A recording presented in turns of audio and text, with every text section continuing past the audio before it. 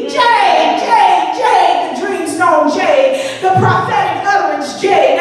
She had a gift and she went to the church and the church did not help her. Instead, the church stifled her gift because the church was annoyed by her presence. How many people in the room? You go bedside Baptist, you go pillowcase Pentecostal, you go blanket Baptist, you go sheep Presbyterian, you go pillow holiness, you go TV apathetic.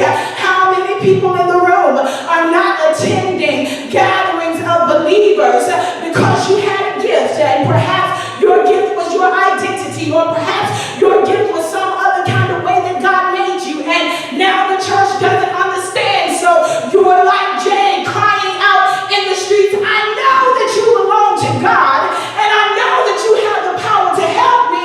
Why don't you help me? How many Jades are in the room this morning? Hallelujah. That pause wasn't for effect. That pause was for authentic disclosure. How many Jades are in the room this morning? Jade, she was mishandled. She was mishandled by the people who enslaved her, and they enslaved her by demonizing her gift. Let me pause here for a minute. We know that the text was written from a particular perspective of power, and we do understand that if Jade had been quote unquote on the Paul side of things, Jade's gift would not have been labeled a spirit of divination. If Jade had been on the Paul side of things, Jade's identity would not have been demonized. If Jade had been on the Paul side of things, Jade's gift would not have been cast out, but Jade's gift would have been used. But Jade's gift cannot be used. The only response Paul had with Jade's gift was to demonize her because of Paul's issue with women.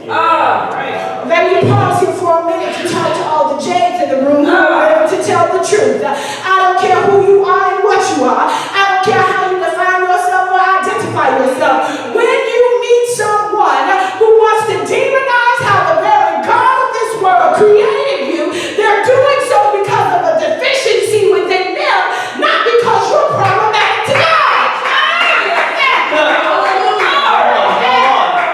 Not because you're problematic to God. And see, I would say Paul had an issue with a certain kind of woman. You see Lydia up in the text, a worker of purple cloth. Paul didn't have a problem with Lydia because Lydia was in a woman's place. Lydia was off in the country praying for other women. Paul didn't have a problem with Lydia because Lydia couldn't tell Paul the numbers of days left on Paul's time clock. Lydia couldn't tell Paul the numbers he had when he got on the garden. Lydia didn't have the gift of discernment and knowledge and spirit that Jade had. So when Paul met Jade, his insecurities got to wrestling, and instead of being Jade, he enslaved her in spiritual bondage.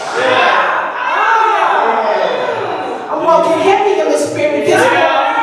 Some of y'all been wrestling with who God created you to be, and some of y'all been doubting the gifts God gave you simply because a Christian mishandled you and misidentified you. But misidentification happens in the one doing the identifying, not the object of said identification.